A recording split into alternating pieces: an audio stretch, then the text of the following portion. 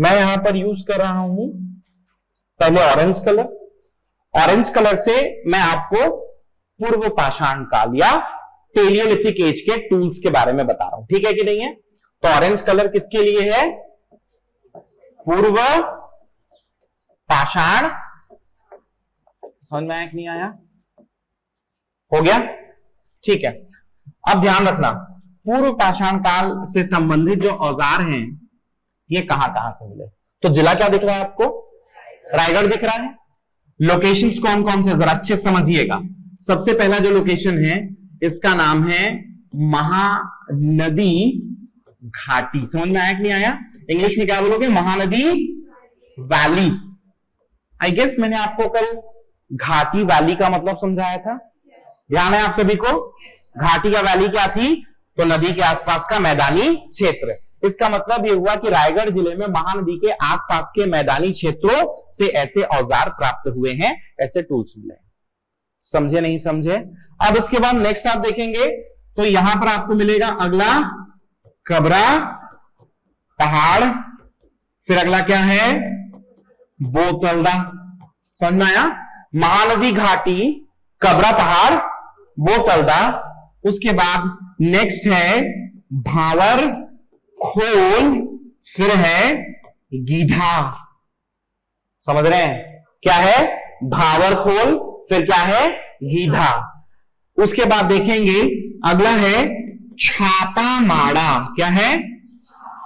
और लास्टली है सोन बरसा। समझ में आया कि नहीं आया? तो देखिए कबरा पहाड़, बोतलदा, ये इतना इंपॉर्टेंट है कि इसको अपन जिले में भी देखे थे, डिस्ट्रिक्ट में देखे थे ना। 3 बताया था, कबरा पहाड़, सिंघनपुर और बोतलदा। और इन दोनों को कल भी देखे, बाकी भी देखे हैं, बट इन दोनों को देखे हैं कि नहीं? तो ये तो इजिली याद रह जाएगा, ठीक है। भावरखोल, गीधा, छापामाड़ा, सोनबरसा। देखिए छत्तीसगढ़ में ना असल में बहुत सारे लोकेशन एक साथ आके ना खिचड़ी बना देते हैं, और उसके बाद क्या होता है, आदमी इसका उसमें, उसका इसमें लिखने लगता है। यही होता है कि नहीं सबके साथ?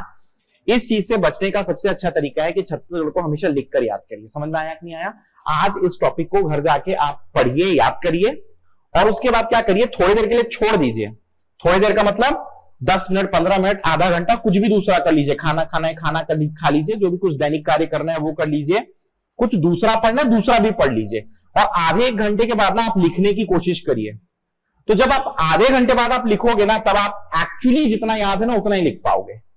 क्योंकि तात्कालिक रूप से क्या होता है कि आप पढ़ोगे ना तो आपकी शॉर्ट टर्म मेमोरी में तो आ गया ना, तो तुरंत तो लिख लोगे, फिर आप क्या इस भ्रम में चले जाओगे कि मेरे को याद है, वो टेक्निकली आपको याद नहीं है।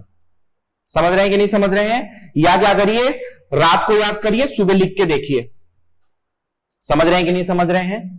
तब पता चलेगा आप कितना। और यहां पे इतने फैक्ट्स है ना छत्तीसगढ़ के इतिहास में कि आप टेक्निकली कोड बना ही नहीं सकते। It is impossible to do so. और आप बना भी लोगे तो आप कोड याद नहीं रख पाओगे, ठीक है। तो जितने एकदम इंपॉर्टेंट है, जहां पे उसके बिना जीना हराम हो जाएगा, मतलब कर ही नहीं पाएंगे, बहुत मुश्किल है, वहां पर मैं आपको कोड्स बताऊंगा। बट छोटी छोटी चीज के लिए कोड्स में बिल्कुल आप डिपेंडेंट ना रहें। आप रहेंगे ना तो मेरे कोई समस्या नहीं, लेकिन मैं जान रहा हूं कि मेंस में जाकर फंस जाओगे। समझ रहे हो कि नहीं समझ रहे हो? क्योंकि प्री और मेंस में सबसे बड़ा अंतर क्या होता है? प्री में आपके उत्तर आपकी आंख के सामने होता है, आंसर क्या होता है? It is in front of your eyes. तो आपको क्या मिलता है? हिंट। समझे कि नहीं समझे? मेंस में ऐसा नहीं है यार। मेंस में आपके सामने प्रश्न है, उत्तर नहीं है। समझ रहे हैं कि नहीं समझ रहे हैं? भूल गए कोड, हो गया कार्यक्रम, कोरा छोड़ के आओगे। समझ रहे हैं कि नहीं समझ रहे हैं? तो ध्यान रखना, your hard work will beat talent every given time. आपका जो हार्डवर्क है वो टैलेंट को हमेशा बीट कर देगा, इस बात पर विश्वास रखो। समझ में आया कि नहीं आया? कोई कितना भी टैलेंटेड है, अगर आप मेहनती है ना, आप पोस्ट ले जाएंगे, आप पोस्ट ले जाएंगे, बट उसके लिए मेहनत चाहिए।